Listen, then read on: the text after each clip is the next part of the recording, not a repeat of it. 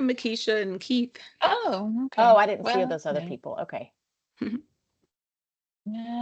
Well, are note takers. it just says people added to the chat. Those are note takers.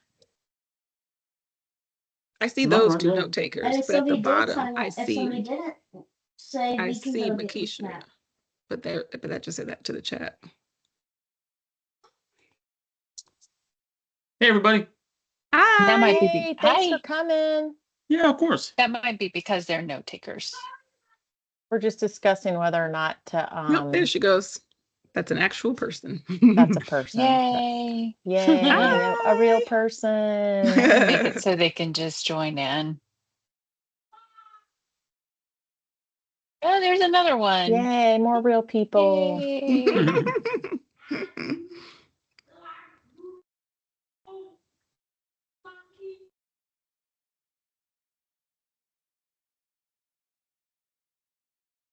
All right. There we go. People are coming on. Nice.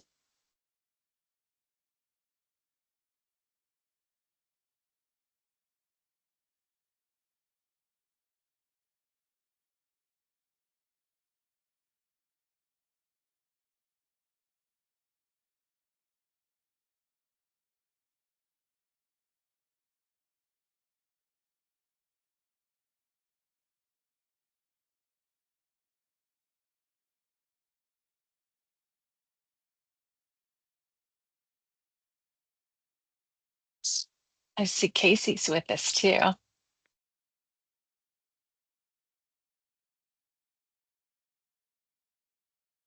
It's 4:02. Shall we go ahead and get started? I think we're recording too, so all right. Yep, I think let's go. Yay. Well, hello, how is everybody today? Hope you're all doing well. It's a beautiful spring day today. And we're really glad to have you. Excellent. Thanks, Casey. Just real quick introductions. I'm Dana Munson from Digital Learn. I said digital learning. I mean digital media and literacy, digital learning.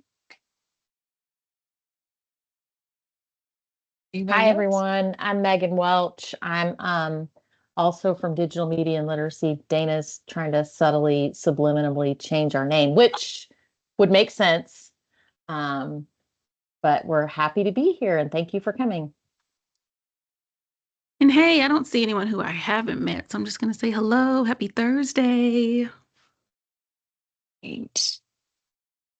Let's see. We had a question from Christine Maldonado. I'm sorry, I know I'm slaughtering her last name, but I don't think she's on yet. So we can come back to that if she comes on because it was about drag and drop. So, and then these are questions that people posted on the registration form.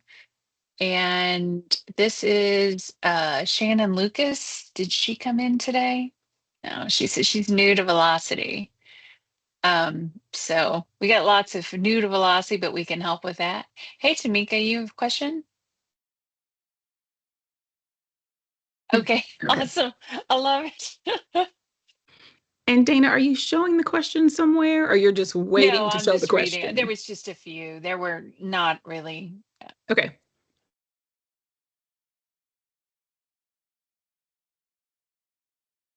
And then I've got one from Jose Cathan, who I know I'm saying that wrong. Just wants to know about the exercises and velocity. So that sounds like maybe something we could do if we do later for a little breakout, but. Oh, okay. All right. I just don't know what she want. I'm kind of confused about the question. That's why I was hoping she would be here. But we are going to actually kind of talk about a drag and drop. So maybe we'll get to that. So hopefully that'll work. All right. Oh, Tamika, you're saying something too. Okay. Gotcha. All right. Do we not enable? Maybe I just need to enable the mics. I was just looking at that. We can, let people. I think they are. I think they doesn't look like they're not. She's saying it's her. Tamika's saying it's her. Oh, gotcha. Okay. Got it. Okay. All right. No worries. She'll be right back, okay. she said. Gotcha. Well, then in that case, since she's checking on that, our other guest today is Keith Crandall, who is our program manager for our science content team, and I'm going to let you take it away. Keith, did you want to share your screen? Yeah, that's okay. Yeah, good afternoon, everybody. Awesome. Okay. Thanks for hanging out. Love to hear about what's going on with velocity in science. Oh, yes, absolutely. So let me share my screen and show a few things to everybody. The first is a few items that have been in Velocity or in Inspire for a while. There's some Velocity activities that you will see. And if you haven't seen these, this is in 8th grade. I'm in the 8th grade science course. So I'm sure by now you all know how to navigate there. But something that's been hanging around for a while that we're kind of doing a soft test of is some practice assessment items. And so this would be something to check out, perhaps share with the science folks in your buildings and districts. So when you go to 8th grade, you can check out Unit 5, the last unit on motion. And there are a couple, and you'll see beta testing here because these are kind of new. We're trying these out. And you will see some question banks here for that. And so I'll pull those up. And so we're hearing some pretty good things from teachers on this, that they can try out some of these assessment items with their students as a way to kind of gauge where they are. These items are written in essence to kind of mimic what's going on the milestones. And so anyways, I want to show that first. Yeah, Megan, you had a question? Oh, maybe not. I do. So when we've worked with groups before who have been looking for the mathematics assessment item banks, it's been a little bit of a process. They've had to put in a code to get collections. Is that the same for the science? It is not. So these are open and don't have to have the add code. Okay. And as far as the production process goes, so we don't have many of these out. We don't have them for every grade yet, so we're still kind of in the early stages. But I wouldn't mind y'all's feedback. So if you haven't seen these before and y'all are, already building with Velocity, then you know how to write assessment items, how to build these kind of tasks for students. So by all means, share them with your science folks and reach back out to us. Let them, let us know what they think or what your input is. Because the process that we have a lot of assessment items that have already been written. And they're published, so we've shared them on GaDOE communities, but they're not yet in Velocity format yet. So we kind of wanted to put these out there, get feedback on them. If they're useful for student use, if they're not that useful, then we won't go that far with them. But by any means, do look at these. Let us know what you think. And then based on the feedback we're getting, we have several hundred assessment items that are ready to be put into Velocity, but are not there yet. So we're kind of still in progress as far as that goes. So did you see the question in the chat? Yes. So 8th grade right now. Yeah. So 8th grade has these published right now. So check them out for that. So the other assessed grades in science are 5th grade and then high school biology. So we don't have those yet for those courses. But like I said, we have the questions written, but we haven't put them in yet to the Velocity format. And so we anticipate if we're getting good feedback, then we'll move along with that process. So anyways, that's one thing we're excited to share. Check that out, share it. It'll be great. I'm sure we could probably get some people to try it for you. I know, right? Yeah, I appreciate that. So again, 8th grade science, I'll show that again. 8th grade science, the bottom of Unit 5, you'll see was there. So yeah, check them out. Let us know what you think. Either just some teacher feedback or some student feedback. Questions there on those assessment examples? Good deal. Yeah, I have a question. There's a question. Yeah. Okay, so I just want to make sure I'm understanding. So right now you only have that milestones questions available for 8th grade science, right? Yes, that's right. Mm-hmm. Okay. And so I'm in elementary school and our teachers are always looking for milestone resources. We don't have any dedicated platform for them to practice milestones with. So what I'm hearing you're saying is if we go out there and check it out, that may be something you extend to other grade levels if we think it may be useful. Yes. Yeah, okay. Great question. And so we have right now, all the questions are in a big PDF, and we've posted those on our GaDOE communities pages. And we have the items written for 3rd grade, 4th grade, 5th grade, I think a few even for second grade too. So yeah, we have the items, but as you said, they're not in a platform where students can get in an interactive format like these. So yeah, by all means, check that out and let us know if that's something we should be pursuing. So yeah, good question.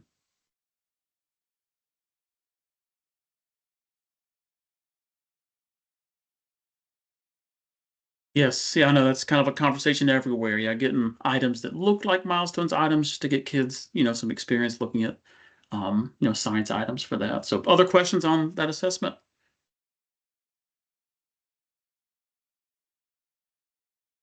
Awesome. And then something else I want to show you, and I don't want to take the wind out of the math team that's coming next time. But one thing that we have that we've worked together with the math team on is some of the interdisciplinary tasks. So you may have heard these already. They've been published for a while as regular learning plans like you've seen in Inspire, but we're starting to put these in with Velocity. So on the math side of things, we have some of this too, where it's the same tasks that you may have seen already. So here is one. This is grade 8 again, hosted on mathematics side of things, where we have these interdisciplinary tasks turn into velocity activities. And so you've probably heard of those before. So those are on velocity too. So check those out. Again, let us know what you think. We're excited about these tasks because it gives pretty good examples of mathematics and science together. It hits standards out of both of those courses at the same time, which is really cool. So in this case, it's about density and candy bars. It's a good one. And how do we get to this one? I'm sorry, I missed it. Yeah, you're good. This one is 8th grade, and under you'll math. see it. Yeah, 8th grade mathematics, and this one is put under the first unit. So unit 1, 8th grade mathematics. Okay, sorry, I was still in science. My bad. Oh, you're good. You're good. And as far as doesn't candy bars equal density in general? Good one. Depends, right? So yeah, see this one, and this one's already being used in classrooms. We're hearing good things on this. So mathematics, we'll talk more about that next time, and they have some other items to share. And then as far as science goes, we're kind of in the building phase of things. And so we've been putting a lot of instructional resources out there, but we haven't spent a lot of time building velocity activities with them. So we've got a few out there like, vocabulary stuff for biology that's kind of smaller level. And then we've got some ideas of turning some of these tasks and things like this into more velocity activities. So as far as published activities, that's about it. DML team for science, but I'll stop sharing and hang out if there are questions about those kind of things.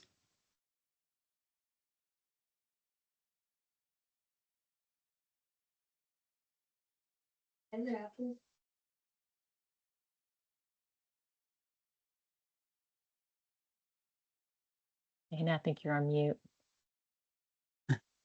Sorry. And I love that Teams reminds me. I was going to say, if there's, I bet your questions will pop up like you're in the middle of something and then you think of it. So if Keith is still on, just drop it in the chat and that'll be completely fine. And we'll be sharing out the video as well later. So you could always share this with others. So. Yeah, appreciate it. And also if there are things you're hearing that your teachers are asking for, like, the assessment is always a common question. And likewise, if there are other things you're hearing from your science folks, yeah, please let us know if it's certain interactives they're asking for, they're looking for. Well, by all means, reach out. Yeah, thank you, Dana.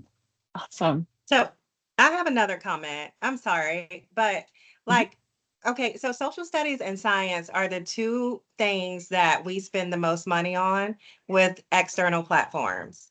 And that's something I'm trying to get rid of. Like we have teachers who are like, we don't have textbooks for social studies and science. So the teachers are building their own materials for that. And so we use a platform called Freckle. And the teachers are only using it for like a few units, like, World War I or the Revolutionary War. And I'm like, I think we can build these in Velocity I have been trying so hard, y'all. Like, I can do better when it comes to like building, but I'm like, I feel like we can build this stuff ourselves instead of spending thousands of dollars. And I say that to say that I'll definitely look at the eighth grade curriculum, but like our third, fourth, and fifth graders really need some sort of science and social studies, something. Whether it's and only thing they're doing on Freckle is watching guided videos and then answering multiple choice questions. And I'm like, I'm sure I can build something like that for Yes. you inside of Velocity about the Revolutionary War. You know, but math, we have a good platform for math. We have a good platform for literacy.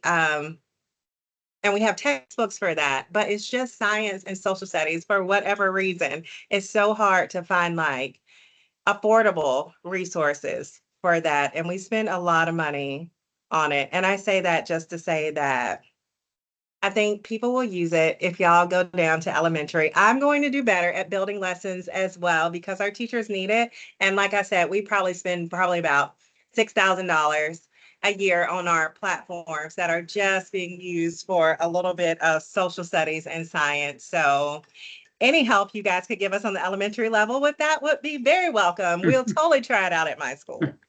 Well, Have I, you I looked at appreciate the, that. oh, I'm sorry, Kate. I apologize.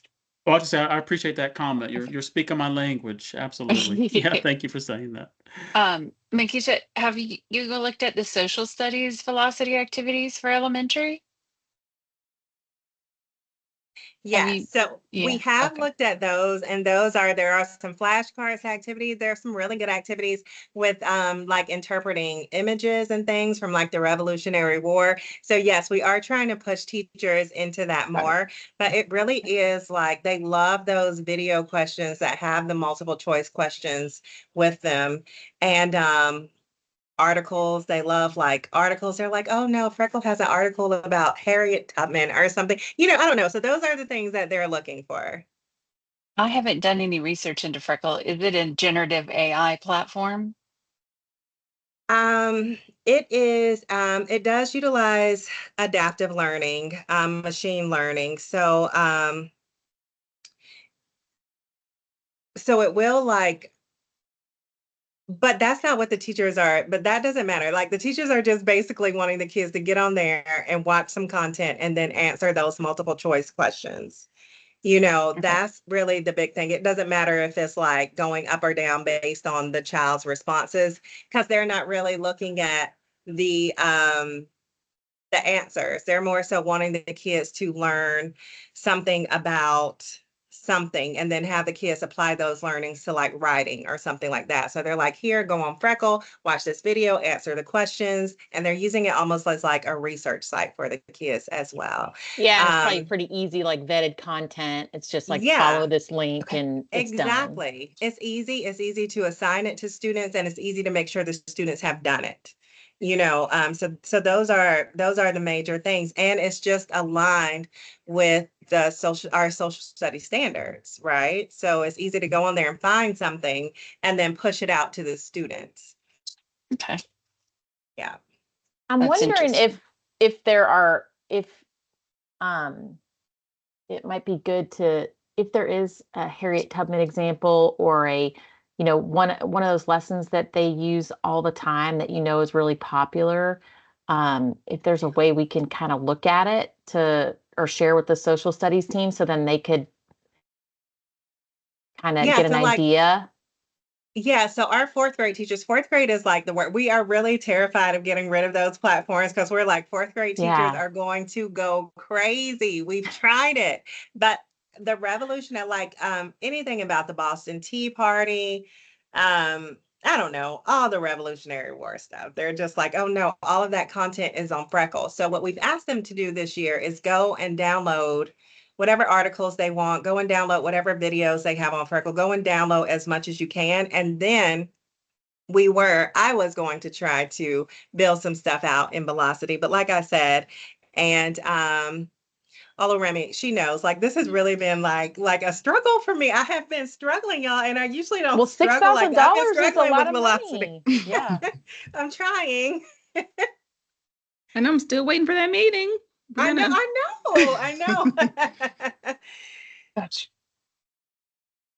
But we're really looking to get our fourth grade teachers off of Freckle because it's honestly it's too much money to justify the amount of teachers who are using it. It's too few teachers who are using it. Yeah, so we're trying to get them off of it.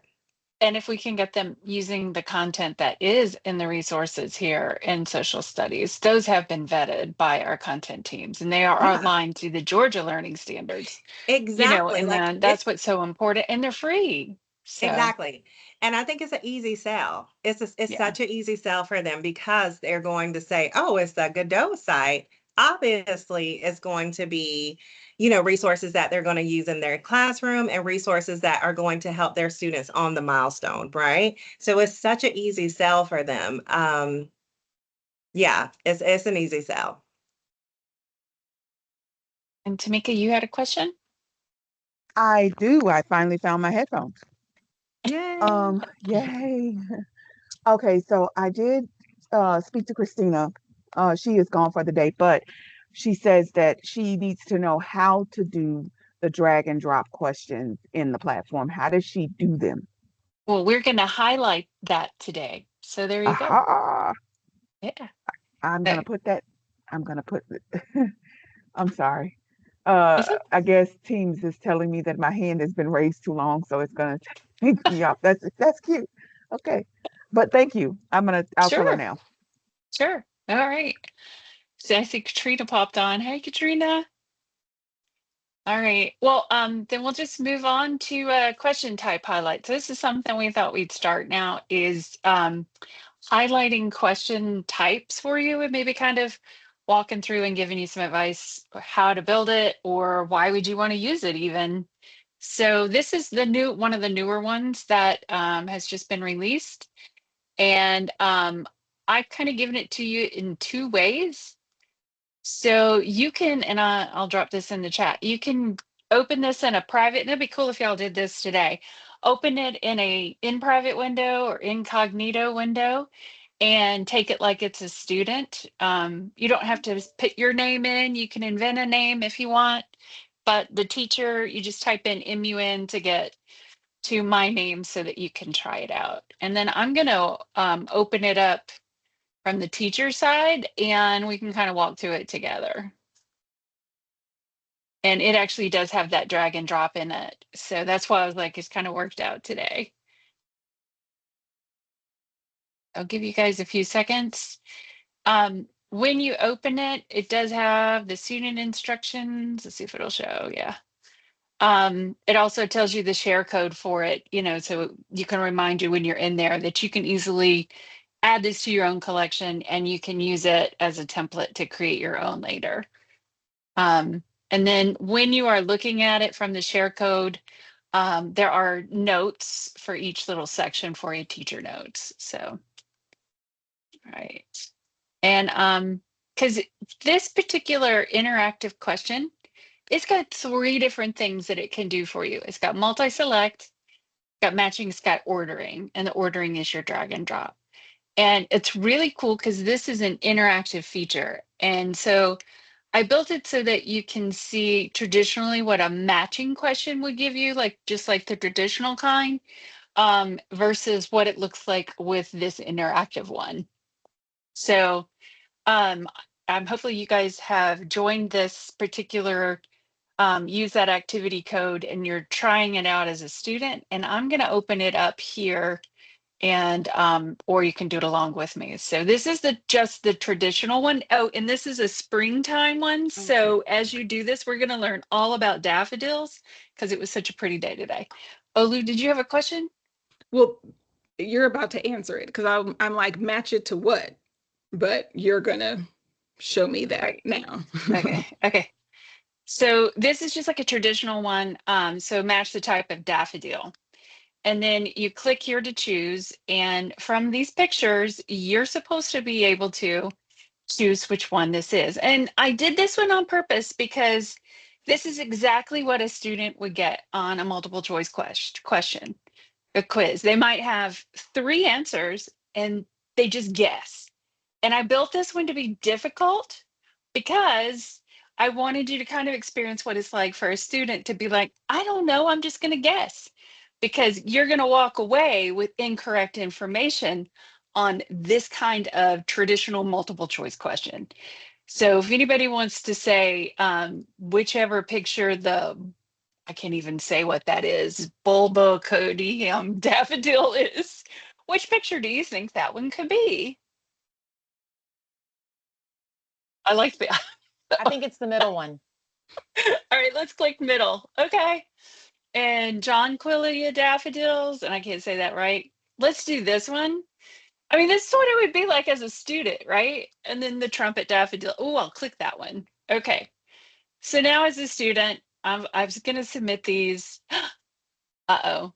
So you see, I'm not going to get all the points because I didn't know two of them. And that's the problem. That's what doesn't make it interactive. And the point behind velocity is the students are learning as they are doing these activities, as opposed to it just being an end question. So, so that's the traditional one. So now let's look at it. Oh, it's going to show me correct. So that was correct. Okay. All right. Oh, I forgot. I know what I did wrong. All right, now I'm going to show you the interactive matching drag and drop. So this one is interactive for the students. So as we go through, daffodils can be blank to other flowers. And which one of these do you think it can be?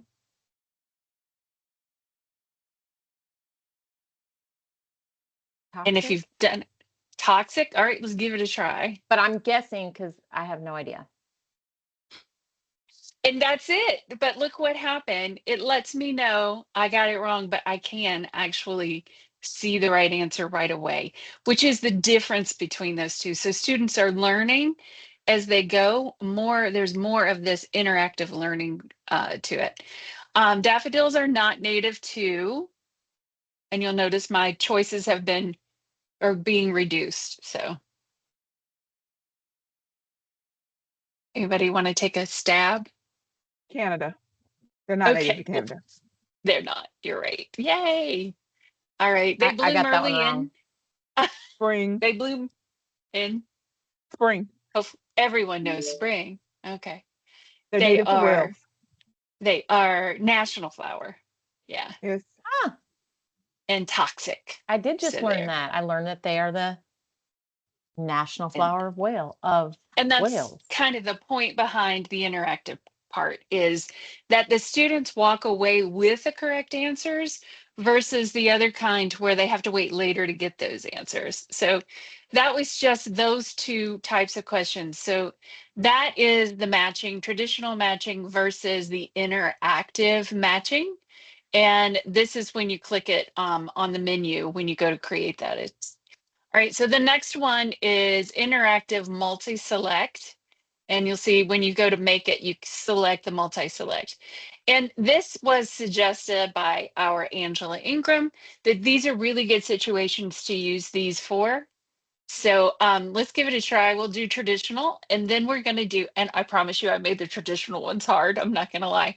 And then we can do the other. So which of the following varieties is known for having multiple small flowers per stem and a strong fragrance?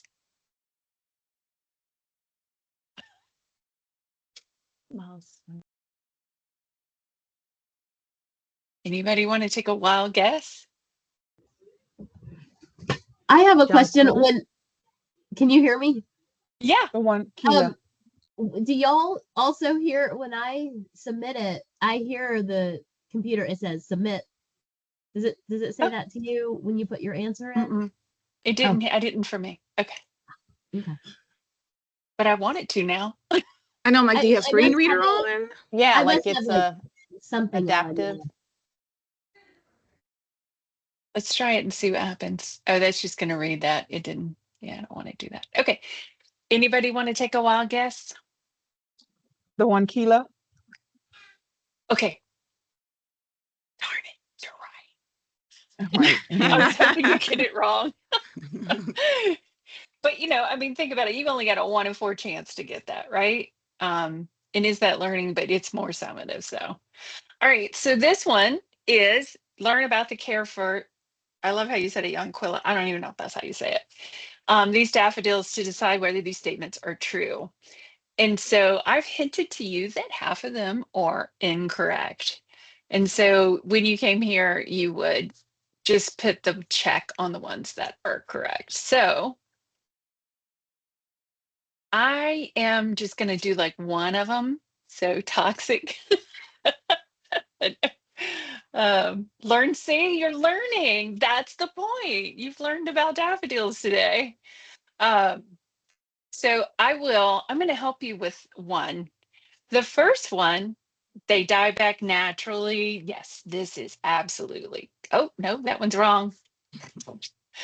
I guess I didn't learn mine either. Oh, naturally while blooming. So would you allow it to die back while it's blooming? So it's wrong.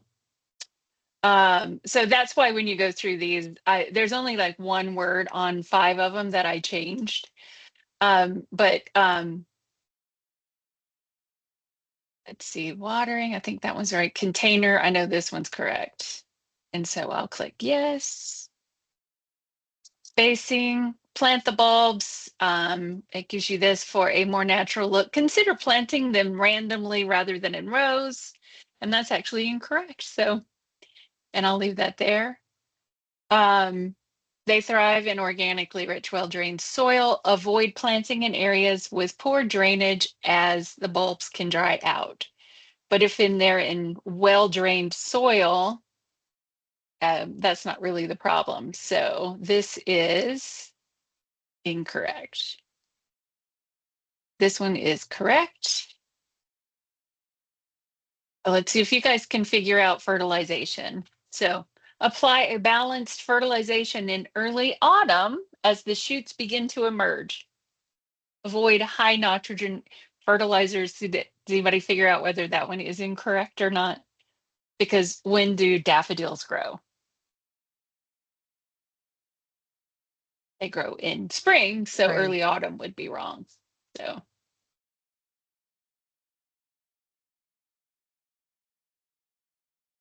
I'm going to go ahead and move to the end. It does allow me as the educator, I can actually put in, so these are the corrected ones so that the student would leave with a corrected response. So I was kind of playing around with that there, but you can do this in a lot of different ways. It's just that it's a different way to deliver content even to students, and thinking about it that way, maybe introducing something. What didn't you know? And maybe they learn, because we do like to learn on our own and kind of figure things out. All right. I'm going to close this one. And then the last one for this type of question is the interactive drag and drop. So the first one is just going to be a traditional ordering question. And then the last one will be the drag and drop. So this is from our dear Angela. She has given you ideas of when this would be a really good question to use, like events in a timeline, life cycles, developmental stage, procedural instructions, story sequencing. So anything that you can put into a series. So here we go. All right. So this one, based on their typical blooming time from earliest to latest, I wrote it. I don't remember. So I'll just put that one down there. And so if I was a student, I didn't have any idea, I'd just go submit. And I got 1 right. And that meant I got 1 star. Right. And because that's the problem with traditional ordering. If you get anything out of sequence, you're going to lose most of your points. And so, I mean, if you're thinking about in terms of points, but we do know that the idea behind velocity is not to gather points, but to be interactive and a learning experience. So this one is the drag and drop. And so you order the facts by historical significance. And so I will drop this one here and this one here. I might already know these answers. And then once you're done, you can see, I even linked it in case you're wanting to find out more about daffodils, but it does even give you the dates. So it's even more learning for a student. All right, so hopefully that kind of gave you an idea of what these are. and why you would use them. Are there any, is there anybody who has any questions about it before I show how to make a drag and drop? Okay. All I right. keep So thinking that students would, just depending on your class or of course your grade, students would like one type over another, which is interesting because some of them are kind of, fun to do or different things. So I could really see, depending on the personality of the kids in your class, like being like, oh, let's do that one. Let's do that one. Because it is kind of fun. So this is from the blue menu. This is the interactive. It's got all of them. It's a very long one. And it's so easy to find because it's the longest one on the list. So there you go. And so you go here and click this. This will be where you put whatever your question stem is. Now, understanding that is not something the art teacher in me usually does. Is that what we would call that part right there? Is that correct? So let's say, okay, let's say colors of a daffodil. I'm just doing it really quick and I'm going to spell it. That you see most frequently. Most, because you have to be able to order it, obviously, in a series to least. And so, of course, and when you go to enter it as a teacher, you want to put it in the correct order, but you can always drag it if you need to. So what's the obvious first answer? What do we see most when we see a daffodil? Yellow. Yellow. Anybody know of other colors that you see? Pink. There are pink. Do we see it a lot or do you see orange more? I don't know what I see. I think orange and then I'd say pink and then I say Okay. white. Okay. White? Yeah, some of them actually have white, but not as many. So we just put this in order, but let's say I decided there's more white than pink. I can do it just like that.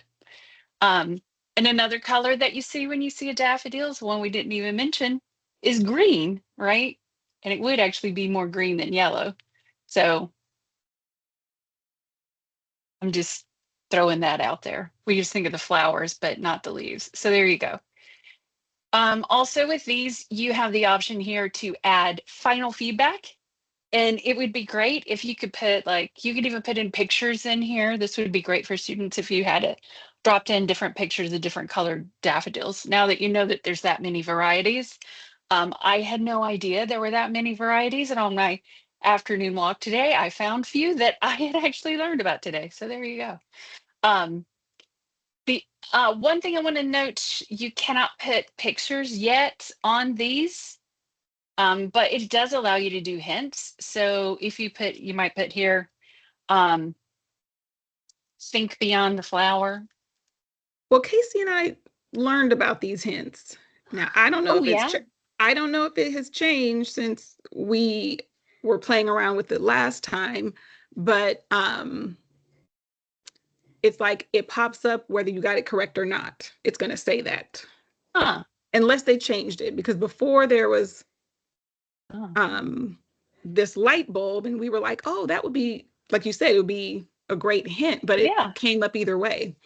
And it also so, but maybe it's different. Yeah, that's strange. So maybe that's something we might want to pass along, because if it's a hint, you would expect it to pop up on number one.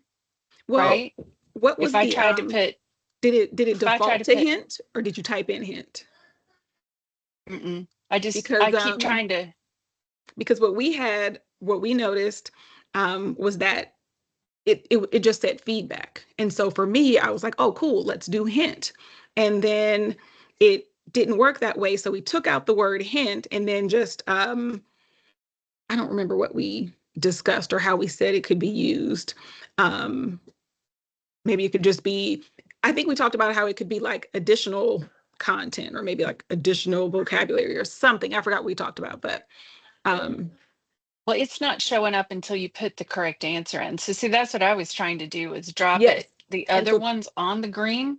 So what's And the so point that's of why the hint? that's what we were saying. It could be like additional reading or just like, awesome. Yes, da da da da da.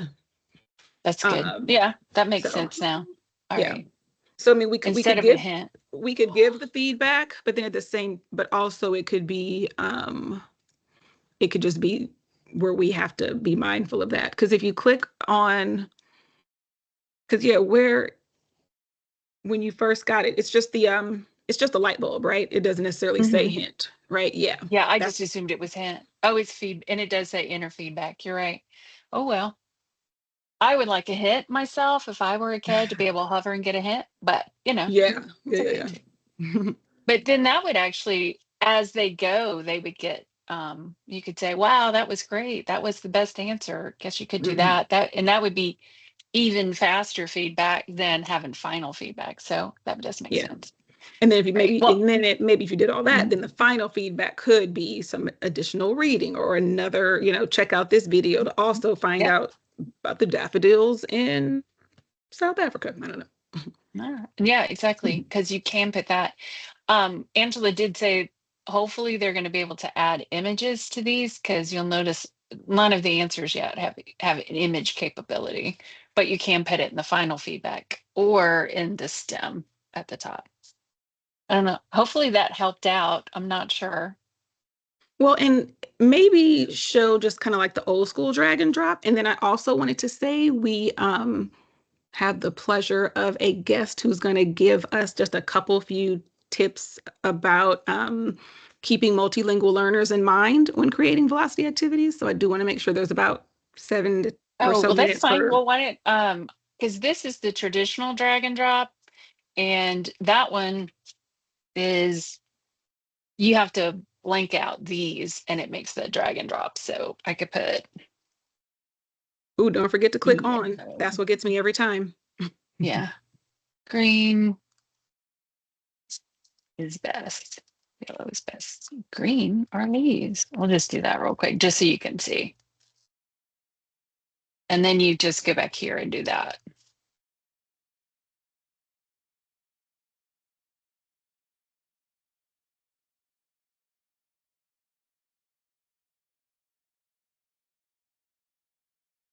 Did it on purpose.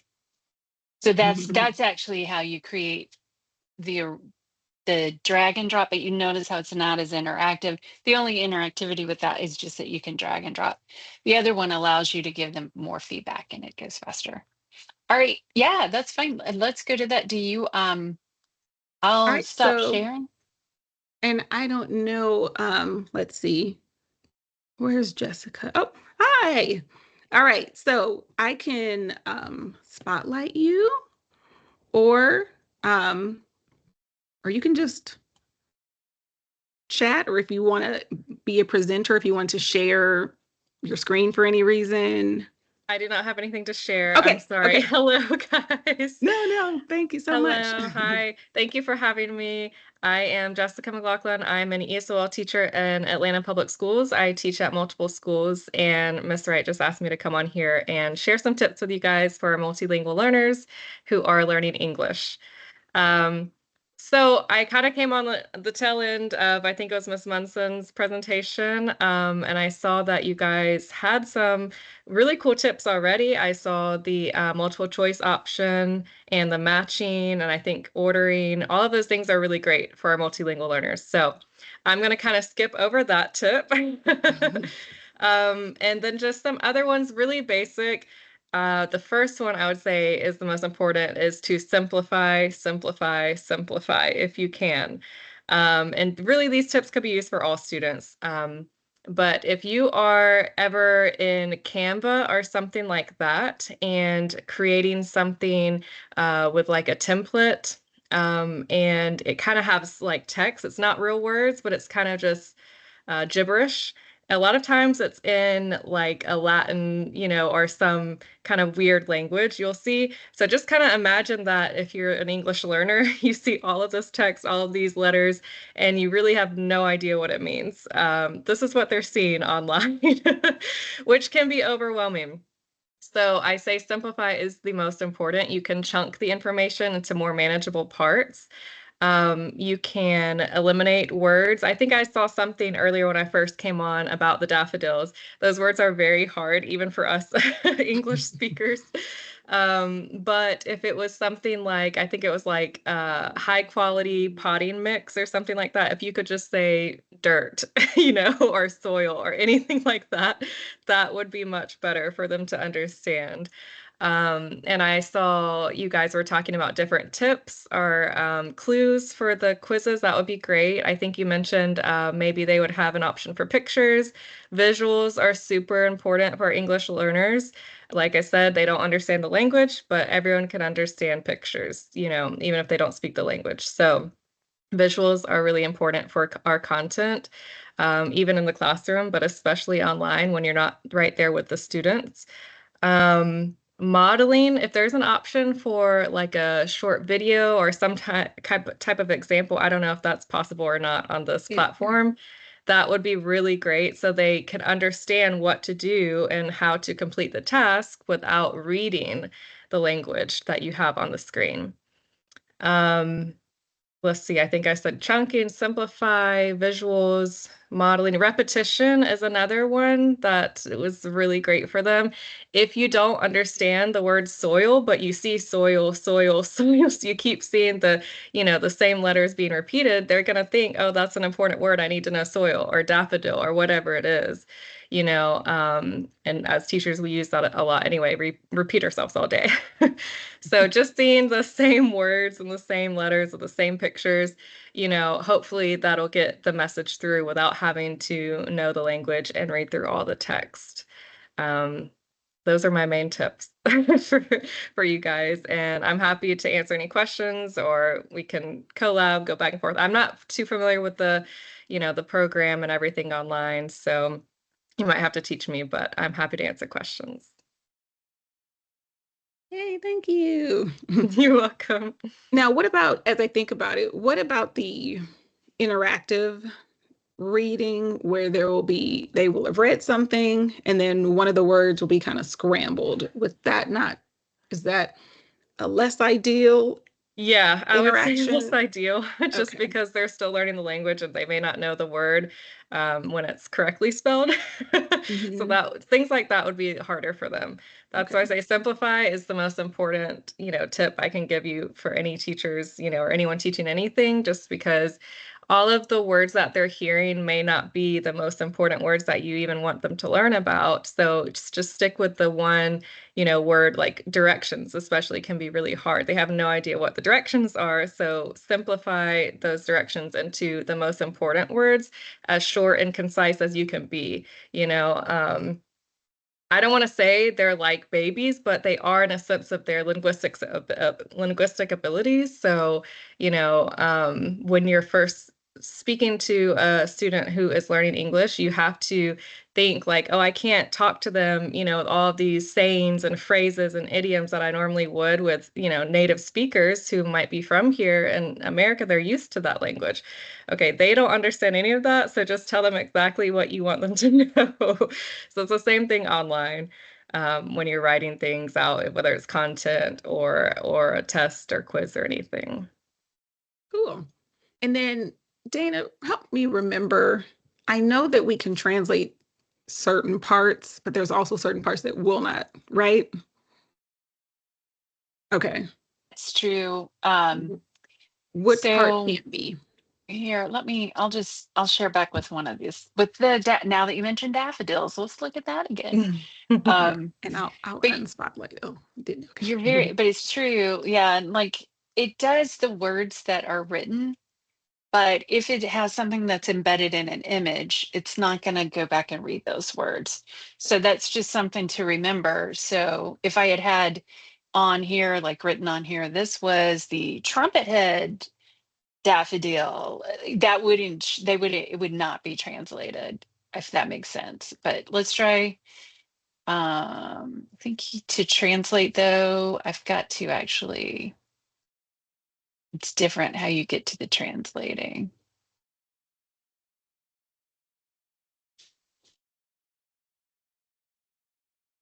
Usually it's right here. Let me see if I can get to it.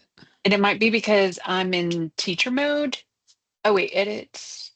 No, I do like that. That's new. I haven't noticed that. That you can actually make it larger, which would be really good for students who have any kind of visual impairment. You want And me to that would be share my good. screen Yeah. since I'm in student and Yeah, it does show that absolutely. drop down? Yeah, excellent. Okay. Yeah, And it's then, not and then showing we'll it on mine. see what does and what doesn't.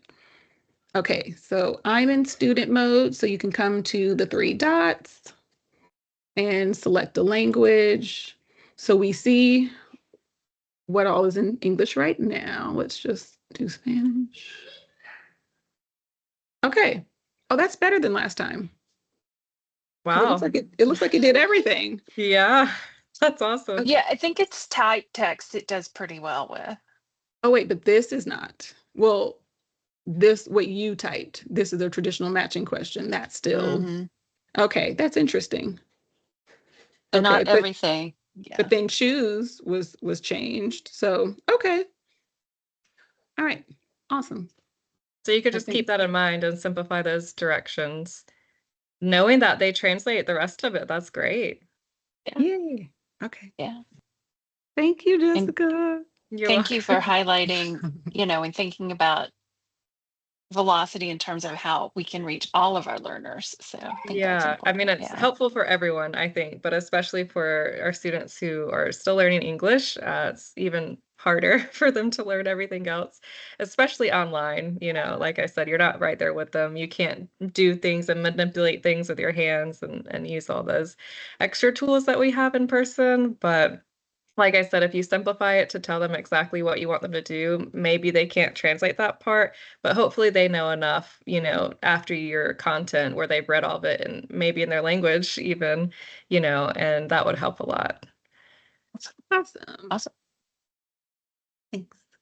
You're Well, we welcome. are closing in on 5, and I know everybody on here has lots of things to do. We didn't talk about cohorts yet. I know we're trying to get the wheels going. I know especially for the intermediate advanced cohort, it's been everybody's busy. I know when I was teaching, March was the longest month. I don't know why it seemed to drag on and on. And so, but we're putting it out there that if you are interested in making like little bitty small groups where you could work together for intermediate and advanced that are interested in working, say, for example, if you're a math person, I know Katrina is fabulous at working with velocity, and like that would be really good to like be in touch with someone. So that's what we're trying to really support that with the intermediate advanced group. Well, and I'll just give a shout out to the beginners. Hey. Sometimes it's just the lack of repetition, where you just aren't in it enough to be quick enough, to feel confident enough to just like dig in. And so I was just thinking that within this group, and it's flexible, right? If you're like, you guys are too slow, let me go to the next one. But if you feel like I'm still just trying to get started, let's come together and help each other just do like 1 or 2 interactions. And then maybe that's the motivation you need to kind of keep going, or treat it kind of the way we did today, where it's like, let's look at this one interaction and how to really do that. Because Dana and I even had to discuss, like, no, it won't give you a hint. So, you can't put a hint, but maybe you could do this, and just kind of put your brains together to say what would be some cool activities given this interaction. Or now, since it can do this, this would work really well for social studies or, whatever.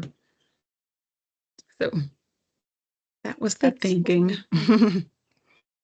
And then I just dropped our Padlet link in there because if you are making one, it doesn't matter if you think nobody wants it. You would be surprised. We would love for you to drop a share code in there, maybe give it just a really quick little brief description. And you never know, you might be helping somebody else out. And I know tech people love to share because sharing is caring. So, Well, and I was going to say too, also, don't feel like it has to be super duper involved, right? You might even get someone into velocity because you've created an exit ticket or you've created a reflection velocity that they can use at the end of class or before class gets started. You know what I mean? So they can be as quick as a check-in or as involved as whatever you'd like, So drop your Katrina, code in there. did you have a Um, question? yes, I was wondering. So if I make something and I share the code, but then I continue to edit it, obviously people who've already imported it, like that probably won't change that. But if I edit it and then they use the code after that, they would get it with my edits, right? Or The does it code make doesn't Doesn't change, right? The I code don't wouldn't think it change. does change I don't as think it. you make edits. That's an Angela question. Oh, She is out of town today, but I love that question, and okay. I think I've asked it before, but I can't remember. So maybe we'll see if we can get her to answer that and send it out once we do, because I think you're exactly right. Everyone should know that. Oh, but I, you d- know I what? I just thought of though, when you share it, I get a copy. So yeah, I'm not gonna get your that's what edits. I'm thinking. Yeah, That was my thought too. I yeah, wouldn't, but you know, just to be sure. Yeah, because when you drop it in, it does become yours. yeah. So unless it's in a subscription collection. For example, the math item banks, when you subscribe to those anytime there are changes from math in their collection, you would get that update, which is a little bit different. Does that make sense? Yes, Um, thank you. okay, yeah. All right. If there's any more questions, um, next week, no, next month, next week. Next month is math. And then if you have a question kind that you want us to dig in for you and or anything that you're interested in, we just want to tailor it to meet your needs. Or if you're like, hey, that's the day before spring break. We just want to talk about vacation. We'll be like, all right, let's do a vacation velocity. So, and thank you, Jessica. We really appreciated your contribution today. Great. And if anyone has a digital learning day tomorrow, happy DLD. These will be home, so maybe the noise suppression is keeping you from hearing what's happening, but Thank you so much for joining today. Thank you. Have a great day. have a good Thank you one. guys. Bye. Bye. See, can I click that?